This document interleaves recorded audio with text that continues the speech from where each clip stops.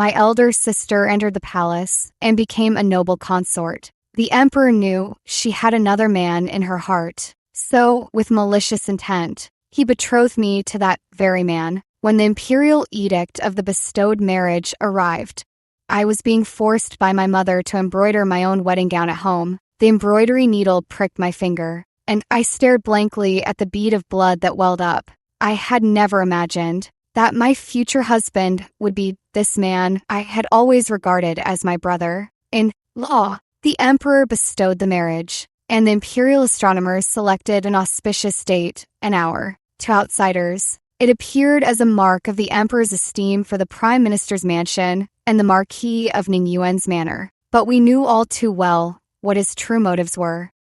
Ning, he is the son of heaven. He is forcing my hand. It was the first time I had ever seen my sister in such a hysterical state. She wept and laughed by turns, smashing everything within reach, utterly devoid of the dignity befitting a noble consort. I watched her quietly, letting her vent her emotions. Only when she had calmed down did she finally turn the conversation to me. Ning, I cannot escape this fate. I have failed Miles, but he is a man of great ambition. He must not be diminished because of me. Your Majesty is right. As sisters, you understand me best. I can only beg you to care for Miles in my stead. But elder sister was wrong. Though we are sisters, I never truly understood her. I watched her silently, thinking, and what of me? Elder sister paused. Miles watched you grow up. He would never harm you.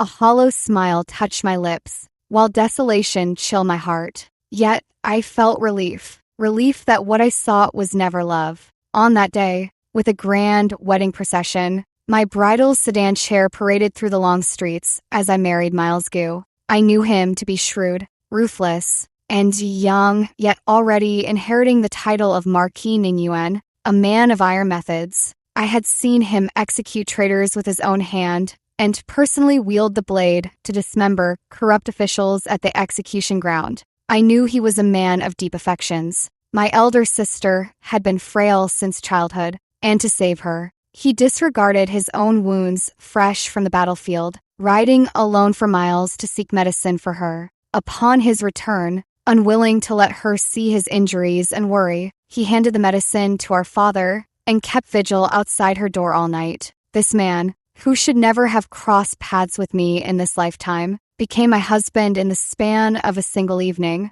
This was destined to be a marriage without expectations. Sitting in the glaringly red bridal chamber, I spent half the night tallying accounts on my abacus. Lai House's business was booming lately, while Qingfeng Hall was struggling. It left me rather vexed. By the time Miles Gu entered, I had already undressed and gone to bed. A chill embrace roused me from my restless dreams. Opening my eyes, I saw Miles Gu's handsome face flushed with drink. Lord Marquis. In an instant, I bolted upright from the bed, struggling free from his arms. He seemed heavily intoxicated, his bleary eyes watching as I pulled the quilt tightly around myself. His moist lips parted slightly. Yenner, why didn't you wait for me before falling asleep?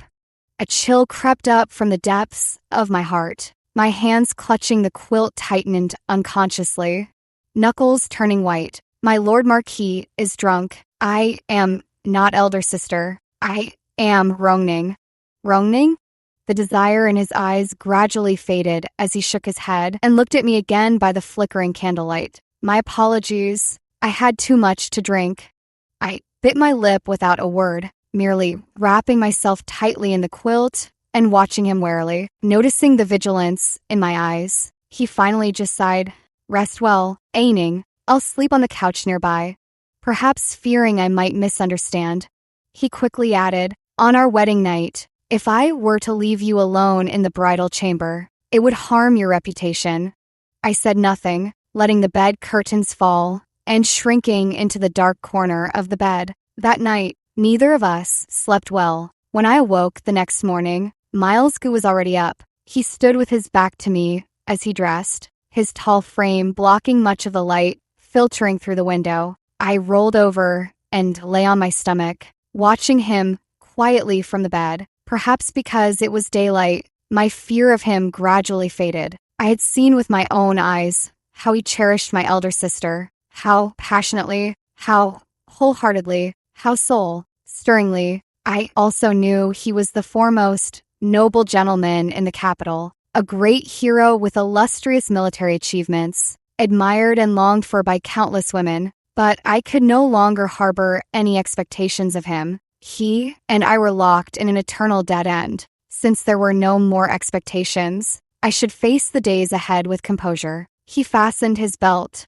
turned to look at me, and was taken aback to see I was already awake, staring straight at him. Mother sent word that there's no need to pay respects this morning. You can sleep a little longer. His voice was soft, just like when he and my elder sister used to take me out, caring for me tenderly. Little Anning can sleep a bit more. We'll wake you when we arrive.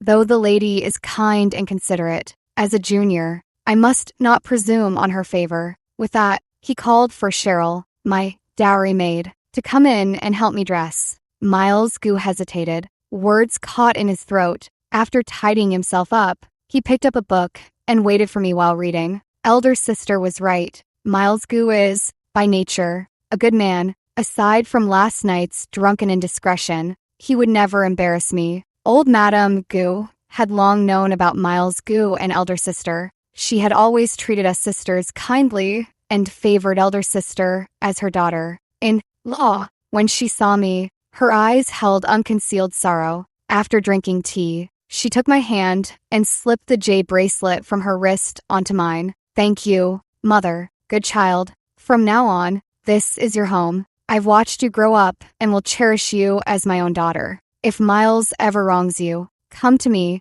I'll stand up for you. I knew old Madame Goo meant well, but where does unconditional kindness truly exist? My own mother's words before I left home flashed through my mind. Indeed, as a member of the Goo family now, it is my duty to bear them heirs. This must be all that old Madame Goo hoped for. Thinking this, I instinctively glanced at Miles Goo standing quietly nearby. He too seemed lost in thought. Noticing my gaze, he snapped back to attention. Mother, rest assured, I will take good care of Ning and never let her suffer any grievances.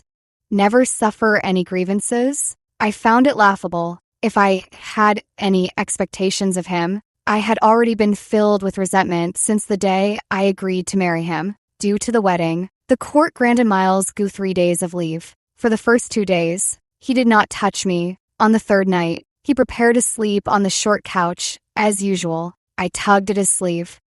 Ning, what is it? Miles Goo, do you want a child? What?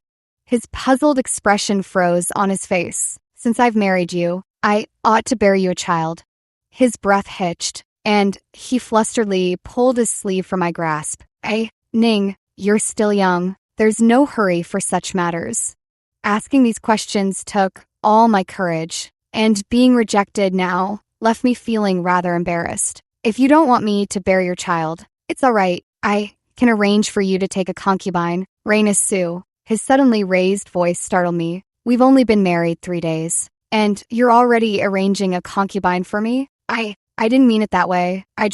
Too late. I realized I'd said the wrong thing. His heart already belonged to another. Marrying me was a last resort. How could he tolerate another woman? Flustered, I tried to explain, but found no words. So I just stared at him blankly. Seeing he'd frightened me, he looked momentarily lost and reached out to touch me, but I pulled away. His hand froze mid-air, and he let out a bitter laugh. Ning, deep down, you resent us, don't you? You never should have been dragged into this mess. Yet none of us could escape it. I saw his eyes redden with that bitter smile. Enough. We're both just pitiful souls. After that night, Miles Goo began sleeping in the study. I thought it was for the best. He'd have his peace, and I'd have mine. With old Madame Goo in good health and managing the household affairs, I enjoy my leisure. I mostly spend my days at the shops, since I took over Lighthouse, Qingfeng Hall, and Aroma Pavilion at 15. 3 years have brought remarkable success. These were properties my uncle secretly gifted me. He offered elder sister a share too, but she declined, so I claimed them all. My uncle is the wealthiest merchant under heaven. Since childhood, I've dreamed of having endless silver like him. A woman venturing into business always stirs controversy. With my uncle's referrals, I hired several managers and remained the silent owner behind the scenes. Very few know of my involvement, even at home. Aside from elder sister, not even my parents are aware. Miles Gu, naturally, remains completely in the dark. Miles Gu is always buried in official duties and rarely home, so we scarcely cross paths. Daily life isn't much different from my days confined to the inner chambers. Though not particularly outgoing, I still have one or two close confidants in the capital. Qin Shi, the third daughter of Vice Minister Qi, is my dearest friend and among those who know my secrets. After we married, she was the one who kept me company at the shop most often and would come to the estate to pass time with me even when there was nothing to do. Rongning, guess who I ran into yesterday? I tilted my head back as I stepped away, focused on tugging the kite string. Who else could possibly catch Miss Chi's attention besides some handsome young gentleman? Qin Shi laughed. This time, it's a handsome young man, you know, too. Watching the kites soar higher, my heart felt light and my voice turned breezy. Just tell me already. No need to keep me guessing. It's your cousin, Shan Qin. I froze for a moment, and a sudden headwind threw the kite off course. I quickly pulled the string to steady it. Cousin Sean is back in the capital. The exam results are about to be posted. You've always praised his talent. I'm sure he'll place high this time. As I stepped back, I suddenly bumped into a solid wall of muscle, and the scent of bitter bamboo instantly enveloped me. I turned around in a fluster. Has the Lord Marquis returned? Miles Gu wore a gentle smile, nodded toward Qin Shi, then turned his gaze to me. Anning often feels bored in the residence. Miss Qin Shi could visit to keep her company more frequently. Qin Shi winked at me playfully, saying, since Lord Marquis cherishes Rongning deeply, I can rest assured. After saying this, she hurriedly took her leave. I brought some pastries you love from Qingji's studio. I smiled faintly, replying, thank you, Lord Marquis. The Yamen affairs have kept me busy lately, leaving me little time for you. Has everything been well in the residence? All is well. Mother has been very attentive to me. As I gazed at the kites soaring high, I could also sense Miles Gu's eyes resting upon me. He seemed somewhat unusual today. There wasn't much to talk about between us. A sudden gust of wind snapped the kite string, and the untethered kite swiftly drifted away. He stood behind me with his hands clasped, his voice calm. Though freedom comes with no ties, one can only rely on the wind. When the wind stills, it will eventually fall to dust. Your words hold wisdom, Lord Marquis. He frowned slightly. In the past, you weren't this distant with me. We're already married. Calling me Lord Marquis feels far too formal. The wind tousled the hair at my temples. He reached out, but I stepped back, evading his touch. You fought for the nation and rendered outstanding service. Lord Marquis, addressing you as such is a sign of respect, not formality. He said nothing more, but his gaze toward me grew increasingly profound. I saw your father at court today. He asked us to return to the Su family tomorrow for a reunion. I thought it would be an ordinary family dinner, but only upon returning home did I learn that elder sister had also come back. Having entered the palace 3 months ago, she had won considerable favor from the emperor. The emperor granted nearly every wish of hers, so upon hearing she missed home, he immediately permitted her to leave the palace. I couldn't ignore how the man beside me tensed the moment he saw elder sister, nor could I overlook the redness brimming in her eyes. I calmly paid my respects to my parents and elder sister as if nothing were amiss. Miles Gu seemed on the verge of speaking several times, his gaze never straying from elder sister. I will never forget the night the imperial edict arrived, summoning elder sister to the palace. When Miles Gu stumbled over the wall in the dead of night to see her, for the first time, the usually composed and dignified man was red-eyed from weeping, desperately pleading for her to elope with him,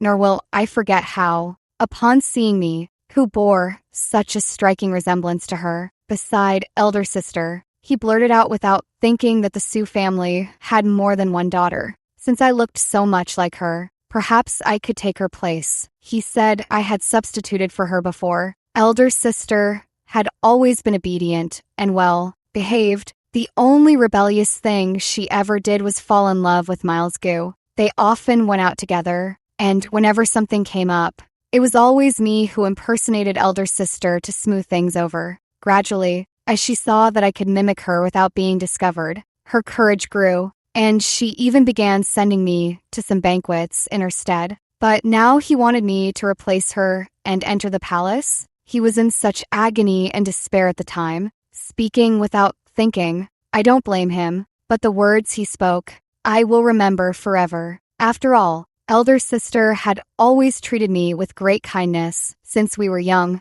In this situation, all three of us are innocent. I wanted to create an opportunity for them to be alone, hoping they could speak frankly. But seeing my intention, elder sister just helplessly stroked my hair.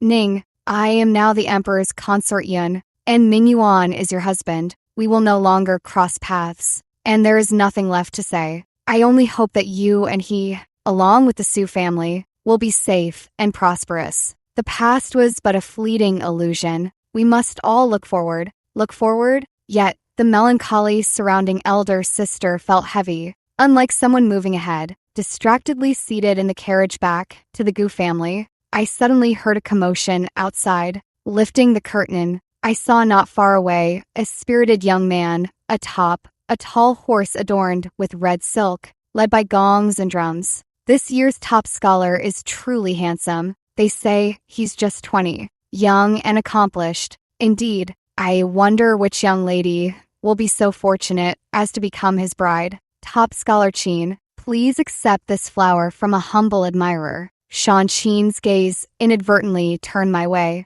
and just as our eyes were about to meet, I panicked and dropped the curtain. What's wrong? Miles Goo, who had been resting with his eyes closed, opened them at the sound. It's nothing. He gave a faint hum of acknowledgement. Young Master Qin becoming the top scholar is partly thanks to the Su family. Your father must be very pleased. Shan Qin is a distant cousin of the Su family. His family isn't well off, and he came to the capital 2 years ago, staying with the Sus and receiving considerable academic support from my father. I didn't respond, but he unusually pressed on. Back when you weren't looking for your elder sister, you were always with him, weren't you?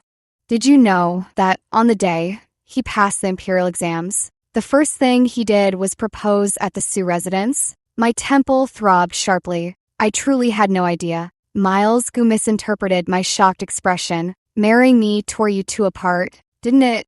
I sensed his malice in that moment. He was in pain and wanted me to suffer too. Watch your words. Lord Marquis, he and I have no connection, and I never once considered marrying him. The carriage suddenly jolted. He reached out to steady me. I gripped the chair to stabilize myself, then shifted away to create distance between us. Yet, defying his usual demeanor, he abruptly pulled me into his embrace. As the carriage curtain lifted in the wind, nestled in Miles Goo's arms, I saw Shan Qin's sorrowful smile directed at me from afar. You may feel nothing for him, but he might harbor feelings for you. Better to be decisive and sever his hopes. The carriage turned the corner, and Shan Qin vanished from sight. I rose from Miles Goo's embrace and let out a soft sigh. The Lord Marquis should know. From the day the imperial edict of bestowed marriage was decreed, all permissible and impermissible hopes were already severed. For both Shan Qin and me,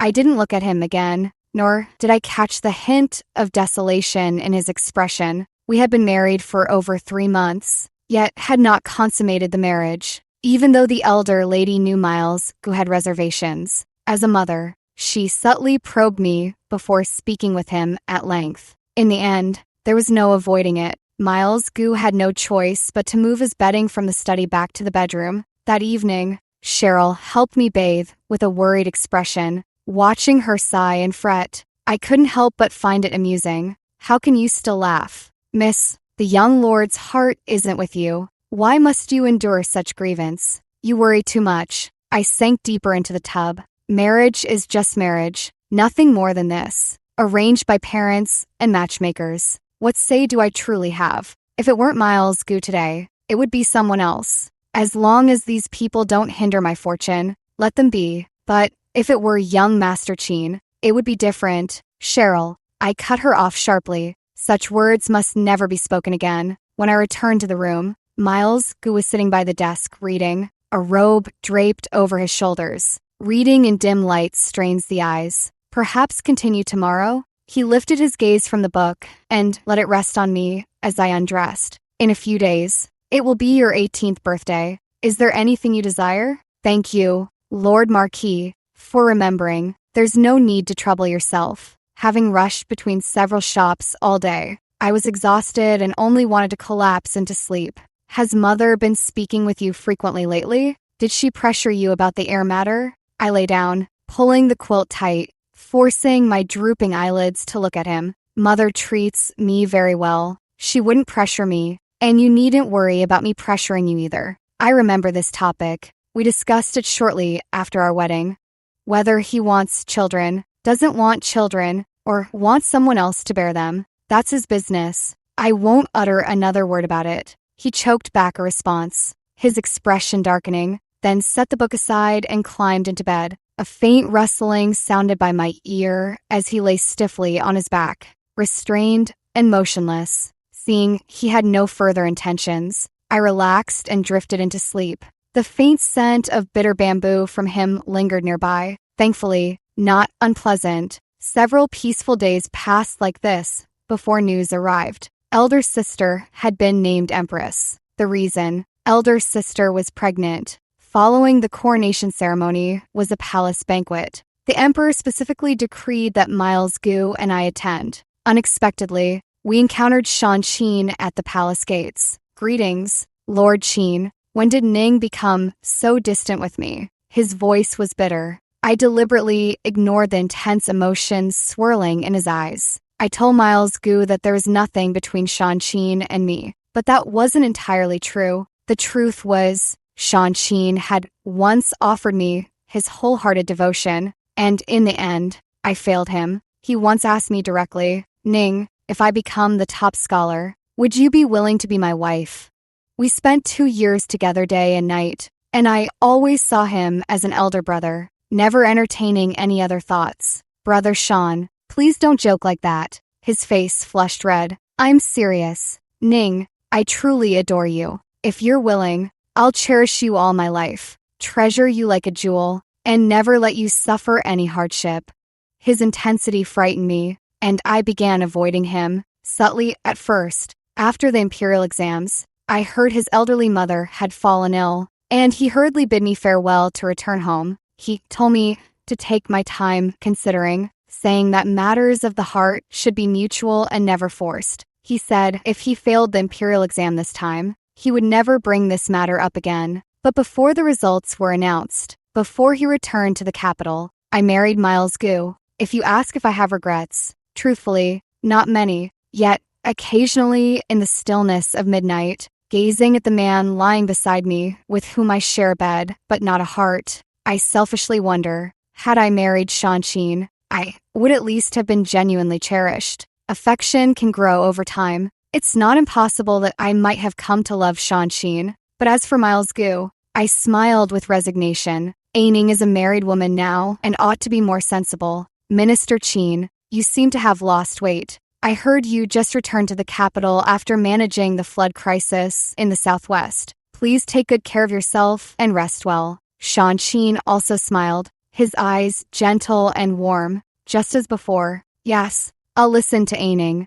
Ahem. Miles Gu cut in with a dry cough. He glanced at me from the corner of his eye, shot a sidelong look at Shan Qin, and without a word, took my hand and pulled me through the palace gates. In public, I couldn't embarrass him, so I let him lead me all the way. Officials along the way all flattered Marquis Gu, remarking on his profound affection for his wife. At the palace, men and women were seated separately, after a year apart, perhaps due to pregnancy. Elder sister had filled out considerably, but today I sensed even deeper sorrow between her brows, especially upon seeing me. She took my hand, her eyes glistening with unshed tears, hesitating to speak. Elder sister, what's wrong? She couldn't hold back a tear, quickly wiping it away to avoid drawing attention, then forcing a smile. It's nothing. I'm just overjoyed to see Ning after so long. Yet this was clearly not tears of happiness.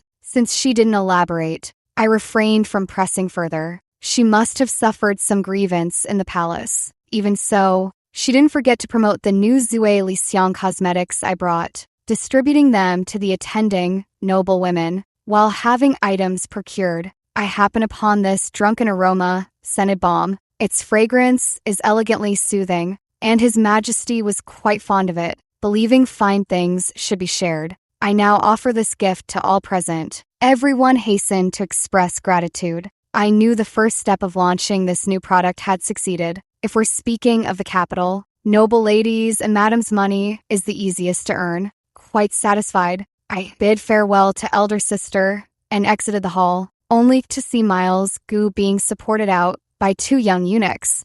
Thoroughly drunk. How did he drink so much? No sooner had I spoken than Shan also staggered out. Frowning, I quickly asked the eunuchs if they had behaved improperly before the emperor. How could anyone get drunk at the imperial banquet? Reporting to Madame Gu, His Majesty was merry and drank several extra cups with these 2 lords. There was no impropriety. The emperor ordered us to escort them safely home. Relieved, I said, "Thank you for your trouble, eunuch."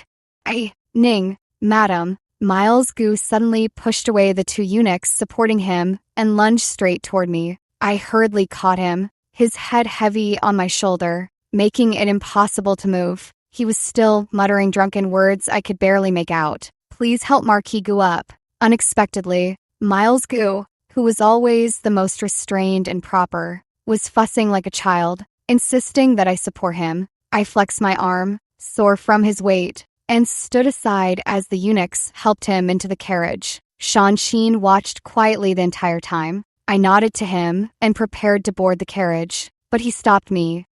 Ning. I turned back to look at him. He said calmly, "You don't love him at all." I smiled. Love is a luxury. After drinking the sobering soup, Miles Gu soon fell into a heavy, drowsy sleep. In the middle of the night, I was awakened by his furnace, like body heat, discovering he had me tightly locked in his embrace with both arms and legs. I couldn't break free, so I called his name softly. "Miles Gu, loosen your grip. I can't breathe." He remained motionless. Only after I struggled fiercely did he barely wake, glancing down drowsily at me in his arms before leaning in abruptly to plant urgent kisses along my neck. "Miles Gu, wake up." As if deaf to my pleas, he rolled over, pinning me beneath him, and began undoing my clothes. Yen. In that moment, it felt like a blow to the head. My mind went blank, followed by a chilling cold that spread through my entire body. A sudden bite on my chest jolted me back to awareness. Smack! A slap sent his head jerking to the side. I don't know where the strength came from, but I shoved him away, hastily wrapped myself in a coat, and fled the room. The instant I rushed out the door, it dawned on me I had nowhere left to go. The night wind was bitterly cold. It chilled me to the bone, yet left my mind unusually clear. The gatekeeper, bewildered, opened the main gate for me. The moment I stepped out, Miles Gu's voice rang out from behind. "Stop the young mistress." Hearing this, I broke into a run, at least for tonight. I refused to stay in that place any longer. I sat through the night at the Drunken Fragrance Inn. At daybreak, someone knocked at the door downstairs. Thinking it was Miles Gu, I told the waiter not to let him in. The waiter hesitated. "Miss, it's Lord Shan." Shan entered, his eyes bloodshot and dark circles beneath them. Clearly, he hadn't slept all night either. Ning, I've thought of a way. A request, an assignment outside the capital from His Majesty. I'll take you away, all right? I know you're unhappy. I just want you to be happy. Ning, come with me. Where does Lord Shan intend to take my wife? Miles Gu's cold, hard voice cut in abruptly. I'd been naive. How could a mere waiter have stopped him? His face was livid as he stared fixedly at me. Where does Ning think she's going? Shan shielded me behind him. Lord Marquis Gu, we've known each other for years. Many things go without saying. Ning is the most innocent one here. I beg you to let her go. Humph. Miles Gu let out a cold laugh. Ning is my lawfully wedded wife, married with full ceremonial rights. Since she married me, there's no turning back. Shan Qin, you've repeatedly overstepped with my wife. I've tolerated you again and again. Do you truly think I won't take action? The ruthlessness in Miles Gu's tone made my heart skip a beat. This didn't sound like an empty threat. Lord Qin was merely joking. Lord Marquis, why take it so seriously? Ning? Shan Qin looked at me in astonishment as I stepped forward. I smiled bitterly. Cousin, everyone has their own fate. Perhaps this is mine. Don't complicate things further. You have grand ambitions and a bright future ahead. Don't act on impulse. I followed Miles Gu back to the residence in silence. Upon entering, I instructed the maid to prepare the side chamber. Don't be stubborn. Ning. I lowered my gaze and nodded. Lord Marquis, you overthink. Rongning wouldn't dare presume. I'm merely accustomed to sleeping alone. The maids, upon hearing the order, moved to tidy up. Don't go. Miles Gu halted them sharply. Usually gentle, his sudden sternness startled everyone. The maids glanced between him and me, deeply conflicted. I understood then. With downcast eyes, I said meekly, since Lord Marquis forbids it, let it be. Everyone, attend to your duties. As I turned to return to my room, he seized my wrist and pulled me close. I couldn't decipher his mood. Anning, is this because of last night? I was drunk, my mind unclear.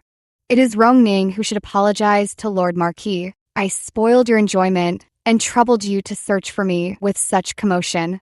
His grip on my wrist tightened abruptly, and I whimpered in pain. I've never truly understood anyone. When Miles Gu threw me onto the bed and loomed over me, I understood him even less. It wasn't as if I hadn't anticipated this day might come, but I never imagined this day would come so quickly. I offered no further resistance, letting him tear and bite at me as he forced me to look at him. With reddened eyes, I endured the undeniable, tearing pain and gazed at him. And then he covered my eyes with his palm again. His voice was strained. Anning, don't be like this.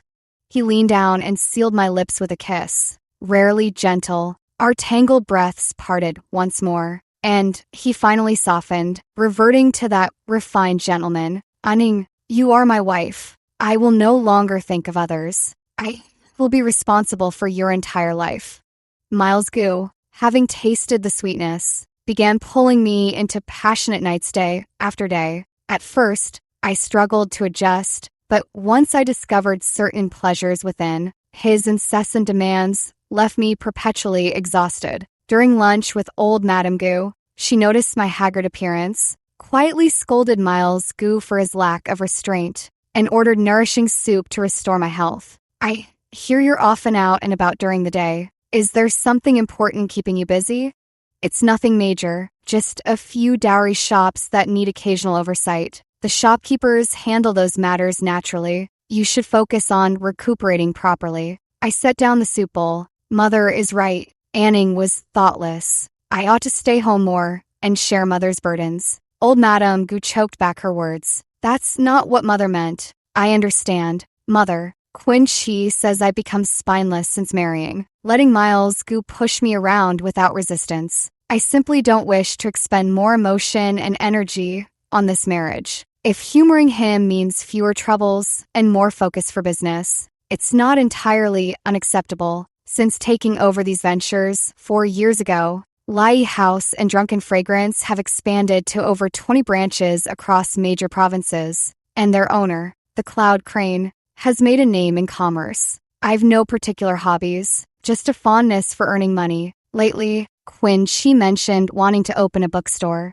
I was very supportive, so I became increasingly busy. On top of that, I had promised old Madame Gu to help manage the household affairs, leaving me with no extra energy to deal with Miles Gu in the evenings. The daily secretly consumed contraceptive soup was practically marinating me in its scent. A wife who bears no children after 3 years of marriage can be divorced by her husband. Unfortunately, ours was an emperor bestowed marriage, so he couldn't divorce me. But Miles Gu would certainly want children. When the time came, he would have every reason to make me step aside. I had it all planned out. I just never expected that Miles Gu, once he'd tasted intimacy, would become so relentlessly persistent. News of my elder sister giving birth soon reached me. She summoned me to the palace again. Motherhood had made her appear even more gentle and loving. Holding my hand, she said, "I've heard Miles treats you well. That puts my mind at ease." I smiled and replied, "Elder sister, you needn't worry about me. Now that you've borne the imperial heir, I trust His Majesty will cherish you even more. The palace is a challenging place. Please take good care of yourself."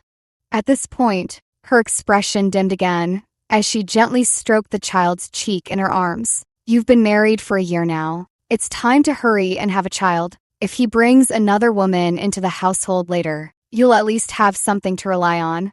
Elder sister grew up reading women's virtues and women's precepts, believing that a woman's reliance should be her husband and her children. But my reliance has always been myself. I saw elder sister pause, slowly turning to look at me with a gaze full of regret yet tinged with relief. "Aning, just live well out there. It's elder sister who failed you." As we spoke, a palace maid announced that the emperor was coming to Phoenix Palace for lunch and said that since I was here, I could join them. But elder sister suddenly grew flustered. She handed the child to the wet nurse, grabbed my hand anxiously, and urged, "Aning, go back. The palace rules are strict. If you run into His Majesty, it might bring trouble. Hurry and leave."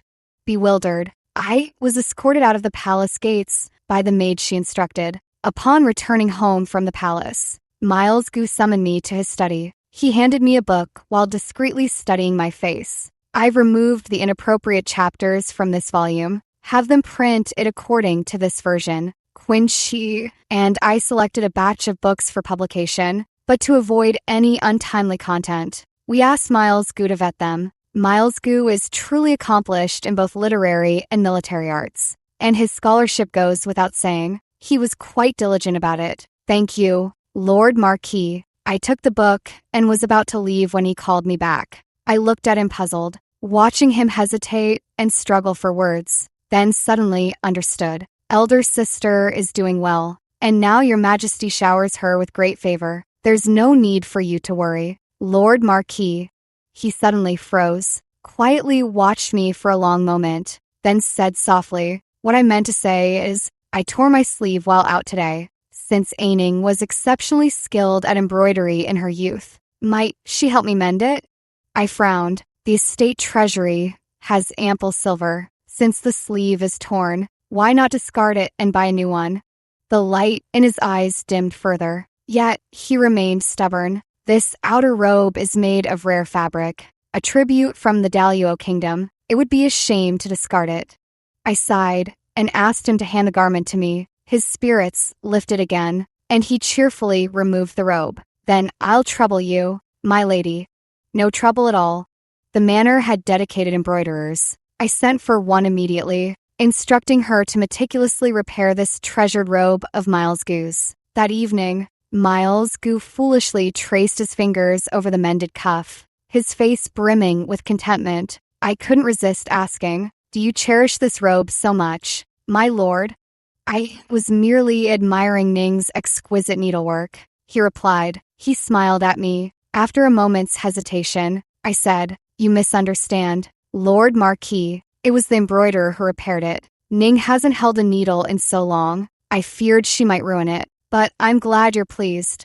Miles Gu fell silent. In silence, he hung the clothes back up, then wordlessly hoisted me over his shoulder and tossed me onto the bed. "I haven't bathed yet. Miles Gu, I'll help you wash later. Let go of me. Let go." He pinned down my struggling legs and began undoing my clothes. "Aning, it's time we had a child." After we were both exhausted, he carried me to the bathtub and carefully washed me, leaning over the tub's edge. I asked him, "Since you want a child, and I can't conceive, why not choose a few proper concubines for you?" He stayed silent, carried me back to bed, and took me again with fierce urgency. "Miss, should you still take the medicine?" Early the next morning, after Miles Gu had left, Cheryl asked softly as she came in to attend to me. I turned over in bed, too drained to even get up. My voice came out hoarse as I spoke. Yes. What does Aining wish to drink? I snapped awake instantly. Just some tonic herbs. Nothing more. Miles Goose stood before the screen, staring at me. Your constitution is indeed frail, my lady. It ought to be nourished. I have a superior prescription here. You shall drink this one of mine. I furrowed my brows, meeting his gaze. Though he smiled, there was a chill within that smile. I knew he must have found out, or perhaps he had known all along. I no longer wished to beat around the bush and asked, so as long as I bear the Lord Marquis a child, that will suffice? I only want Aining's child. I nodded. I understand.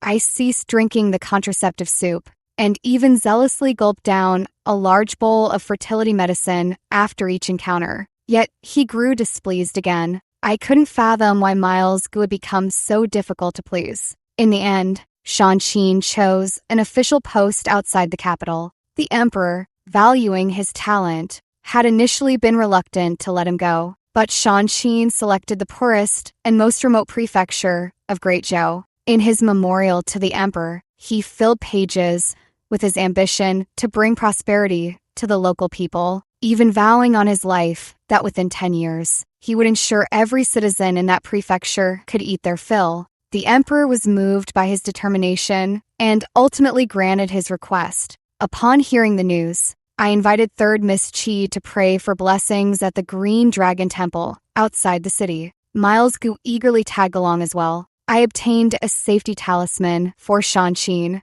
and Miles Gu, suppressing his jealousy, forced a smile and begged me, Aning, won't you get one for your husband too? Since my lord has come himself, it would be more sincere to pray for your own. He then tried to pull me into the temple of matrimony to kneel and pray. He was quite devout, vowing, bound as husband and wife, together till our hair turns white. I laughed again and said, Don't worry, Lord Marquis, ours is a marriage bestowed by your majesty. This lifetime can only be this way. He seemed genuinely hurt by my words, his eyes gradually moistening and the corners turning red. Aning, this isn't good, he murmured. What does it matter, good or not? You know perfectly well that all I think of now is you. What more do you want from me? I, too, was puzzled. Then, what else do you want from me? When His Majesty decided to marry elder sister, he bestowed my marriage to you. I had no choice. I didn't argue or complain. I tried my best to fulfill my duties as a wife. I was even willing to let you take a concubine. When you murmured in your sleep, holding me and calling out elder sister's name, I pretended not to hear. When you said you wanted me to bear your child, I drank fertility medicine day after day. Miles Gu, what more must I do to satisfy you? It's not like that. Ning, I've let go of the past. It's you I love now. I just wish you could also love. I can't help but laugh bitterly. Miles Gu, why do you insist on clinging to this? On the way back, Miles Gu sat silently on the other side of the carriage, not saying a word. I suppose I really angered him this time. Anyway, this is how things are now. Even if I placate him by saying I love him too, what difference would it make? Back at the Gu residence, to avoid any misunderstandings, I only wrote a farewell letter to Shang and placed the requested safety talisman inside the envelope. After the bookstore opened, its prime location near 2 academies and several inns attracted many scholars coming to the capital for imperial exams, making business exceptionally brisk. Qin Shi sighed while watching the constant stream of people entering and exiting the bookstore at Lai House. The monopoly of knowledge is a nation's greatest tragedy. Nowadays, it's increasingly rare for scholars from humble backgrounds to rise. I only hope our modest efforts can be of some use to them, as long as it doesn't waste those expensive rare books you acquired at great cost. We provide the opportunity. The rest depends on their own destiny. The emperor officially named his youngest son crown prince, bestowing upon him the name Aaron. It was said that during morning court, the emperor intended to appoint Miles Gu as the crown prince's grand tutor, but Miles declined the position. He made a point of telling me about it when he returned. I nodded while flipping through the account books, Court politics are beyond my understanding. The Lord Marquis surely has his considerations. After all, serving the Emperor is like taming a tiger. It's best not to show one's edge too boldly. I knew my words hadn't truly resonated with what was in his heart. He was long accustomed to my indifference and smiled casually. Anning was right. I would never let the Gu family fall into danger. The next day, another imperial decree arrived summoning me to the palace. But I had just visited elder sister at the palace not long ago. Why call for me again so soon? Miles Gu was off duty that day and escorted me to the gate, offering a few words of caution, though he seemed uneasy. Why is it Eunuch Su here today? Where is Eunuch Lin from the Empress's side? Eunuch Su serves the Emperor directly. Likely, His Majesty sent his own man to fetch me, intending to surprise elder sister. As I suspected, Eunuch Su offered an explanation to Miles Gu, but upon entering the palace, Eunuch Su led me not to the Phoenix Palace, but to the Imperial study. I hesitated at the door, and Eunuch Su merely offered me a faint, placid smile. The Emperor's voice came from within the Imperial study. Enter. His voice sounded hoarse and somewhat weary. This female subject pays respects to your Majesty. I respectfully bowed and knelt. This was my first time meeting the Emperor alone, and truth be told, I didn't even know what he looked like. Yet back then, to sever elder sister's ties with Miles Gu, he personally drafted the decree that bestowed my marriage to Miles Gu. I heard him suddenly cough, as if he had fallen ill. He did not bid me rise, coughing for a long while before letting out a heavy sigh. Reina Su, this female subject is present. Reina Su. He called my name again. Somewhat puzzled, I couldn't help but look up at him. When our eyes met, a wave of familiarity instantly washed over me. His face was no less striking than Miles Gu's. Yet at this moment, his eyes were filled with sorrow. Your Majesty, this female subject is Reina Su. His face, already pale, turned ashen white. Was it you who attended the incense appreciation gathering that day? And you were the one who danced upon the lotus? I was taken aback. This female subject is dull-witted and does not know what your Majesty speaks of. 2 years ago, did you go to Dongzhou? Dongzhou. I've traveled to many places these past 2 years for business expansion, and indeed, I did visit Dongzhou. And on the road to Dongzhou, we encountered 3 severely injured individuals. But when I had the accompanying physician treat them, 2 of them stopped the physician from removing the other's mask. After glimpsing the identity token at that person's waist, I knew their status was unusual. To avoid trouble, I had the physician simply stop their bleeding, sent them to a local clinic, and then left. I remained silent. The Emperor laughed, tears welling in his eyes. So it was you. I myself handed you over to someone else. Ha ha ha. Your Majesty. Wrong. All wrong. Wrongning. I got it all wrong.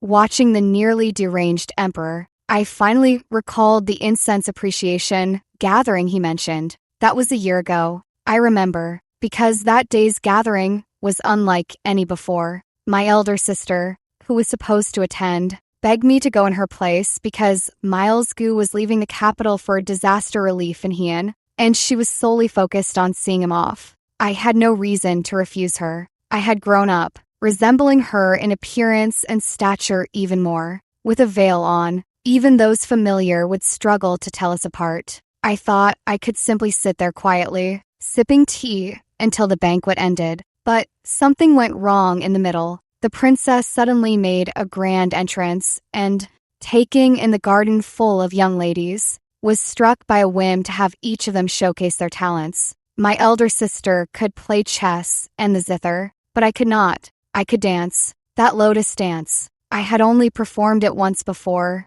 at that incense appreciation gathering. That time, the Emperor was also present. The Emperor seemed gravely ill. He tried to approach me, but was seized by a fit of violent coughing. Your Majesty, shall we summon the Imperial physician? Coughing relentlessly, his frail frame swaying unsteadily, he waved a dismissive hand toward me. I waited for him to recover, my knees numb from kneeling on the ground. As if finally noticing I was still kneeling, he bid me rise. Thank you, Your Majesty. Rongning? Since I entered the imperial study, he had called my name many times. This female subject is present. My downcast gaze caught sight of his clenched, then loosened fist, ending only with his long, weary sigh. Does Miles Gu treat you well? I bestowed this marriage upon you. Do you resent me? A woman's intuition told me that if I expressed even a hint of dissatisfaction with this marriage now, the Emperor would immediately decree my divorce from Miles Gu, and then to lock me away within the deep palace walls. Just like my elder sister, I lowered my eyes and said softly, Lord Gu treats me very well. This female subject has yet to thank your majesty for finding me such a fortunate match. A fortunate match? The Emperor smiled bitterly. Rongning, do you love him? I meant to force out a lie of affection, but in the end, only uttered, regardless of whether the subject loves Lord Gu or not, it is now the best outcome. The Emperor remained silent for a long time, leaning against the desk with one hand, slowly closing his eyes. If there is no love, why force it? Indeed, why force it? He should ask himself that. The way things are now is entirely his own doing. Who else is there to blame? He massaged his temple and waved a hand dismissively. Go back. Rongning. Don't enter the palace again. Live freely outside. That was the only time I ever saw the Emperor. It seemed as though nothing had been said, and yet it felt as though everything had been said. I finally understood the daily sorrow etched on my elder sister's face. One wrong step leads to another. Since it can't be undone, we can only make the best of a bad situation. In a daze, I returned to the Gu residence and saw Miles Gu waiting at the entrance. Why are you back so late? Did anyone at the palace give you trouble? My elder sister's child as well. Behaved and adorable. I ended up playing with them a bit longer. He draped his outer robe over my shoulders and gently held my waist. Ning, no need to envy. Our child will surely be just as lovely and well behaved. A child? It seems Miles Gu will truly get his wish now. Send for the physician. Miles Gu didn't quite catch it. What? I said. Call the physician. His eyes widened suddenly, disbelief giving way to instant joy on his face. Aning, you. He wanted to embrace me, but didn't dare touch me, stumbling out instead to urgently send his servant galloping for the physician. He was as happy as a child, staying by my side without leaving for a moment, holding my hand. The physician took my pulse and said I was already 2 months pregnant. Miles Gu gave the physician a large red envelope and stared at my belly as if he could bore a hole through it with his gaze. Aning, I'm going to be a father. It was my first pregnancy, and the feeling was truly wondrous. With my palm pressed against my belly, I marveled that a life was growing inside, one that would slowly grow from a swaddled infant into a full-fledged adult. After Quinn, she learned I was pregnant. She secretly gave Miles Gu an earful. Now you absolutely must not overexert yourself. If you need anything done, just call me. I'm not that delicate. I don't feel anything at all right now. Quinn, she acted as if facing a great enemy, saying, 10 months of pregnancy is a major trial for a woman. You mustn't take it lightly. All right, I'll be careful. You can rest assured. As we spoke, Miles Gu returned from court. Unlike usual, he didn't come wagging his tail around me the moment he got back. Instead, his expression was grave. Seeing Quinn Shi, he didn't rush to send her away, but bowed to her instead, startling her. Lord Gu, what are you doing? Nan Yu has invaded our borders. Today in court, His Majesty appointed me to lead the expedition. I'll be gone for at least 2 or 3 months, possibly 2 or 3 years, since Ning is closest to you. Miss Chi, I hope you can look after her while I'm away. Quinn Chi was shocked. I was stunned too. Only after Quinn Chi left did I snap out of it. Did His Majesty order you to go? Miles Gu, in low spirits, held me gently and said, as the heir to the Marquis of Ningyuan, I receive the sovereign's stipend and share his burdens. Moreover, with Nan Yu invading, damaging our nation's prestige, harming our people, and the crisis at hand, I must step forward. Today, I volunteer myself. Aning, this is my duty. My heart felt as if gently struck. a moment of sudden clarity. This past year, I saw Miles Gu as someone to deal with, overlooking his true role. He too has his own responsibilities and commitments, and a flicker of relief. At least it wasn't the Emperor forcing him to the battlefield. Everyone is rational, especially the one seated high on the dragon throne. Aning, give me something to hold on to. I lifted my head from his embrace. What kind of something? True to his obsession, he insisted I embroider a Ning character on the cuff of every one of his inner garments. When seeing him off to war, he held my hand, reluctant to let go for the longest time. Aning, wait for me to return. I nodded, offering a smile. Lord Marquis, may you achieve a swift and triumphant victory. I just hadn't expected this to be such a grueling battle. He had been away at war for 7 months, without returning when my time came to give birth. I gave birth to a lovely daughter, whom old Madame Gu held in her arms with great affection. Before Miles Gu left, he said if it was a son, name him Gu Zheng. If a daughter, call her Gu Jin. Tonic supplements from the palace arrived in a continuous stream. Moreover, on her 100th day, the Emperor conferred upon her the title of Princess of the Commandery. Yet, Miles Gu still had not returned. Father said the front lines were deadlocked in battle. A spy had emerged in Miles Gu's army, leading to a heavy blow from the enemy, severe losses, and critical shortages of provisions. It seemed unlikely they could hold out. My daughter grabbed the drumstick of the rattle drum and tried to put it in her mouth. I pulled it out and gently shook it. I understand, Father sighed. My child, even if the two of you were forced into marriage, now that you've borne his child, why are you still so distant toward him? I laughed bitterly. If I were to weep and wail in despair right now, would that bring him back? You. Father stormed off in anger. I rose and headed to Lai House. Nan, you had attacked Yong Province, where Miles Gu was now, holding the city under siege. The region was never prosperous, and the burning of supplies by traders was sudden. Even emergency aid from the court would take time. I instructed the managers. Every common man bears responsibility for the fate of his nation. The wealth we've earned is meant for times like this. Beyond Yong lies Ping Province, a richer land with 2 branches of Lai House and one of Qingfeng Hall, all profitable, but it's not enough to sustain an army. I ask you to select trusted staff to rush funds to Ping Province. I've already written to manager Li of Lai House there to arrange provisions. At your command, boss. Also, while procuring supplies, promote the names of Lai House and Qingfeng Hall, especially among major merchants. If asked, say the Cloud Crane is voluntarily supplying the army, and she never makes a loss. The managers instantly understood. This war's duration was uncertain, so having more people provide aid was naturally better. Due to business needs, our communication network was extensive, with more efficient trade routes available. The managers in Ping Province were highly capable. Within 5 days, they had transported a batch of provisions to Yong Province, alleviating their urgent need. Afterwards, supplies were continuously delivered, ensuring stability and boosting the soldiers' morale. 3 months later, news arrived of Miles Gu's triumphant return. Along with it came the renowned reputation of the Cloud Crane's noble generosity. The Emperor personally inscribed capital's premier establishment and bestowed it upon Lai House, also commending all major merchants who contributed to the war effort. For a time, Lai House, Qingfeng Hall, and Zueli Xiang were bustling with visitors.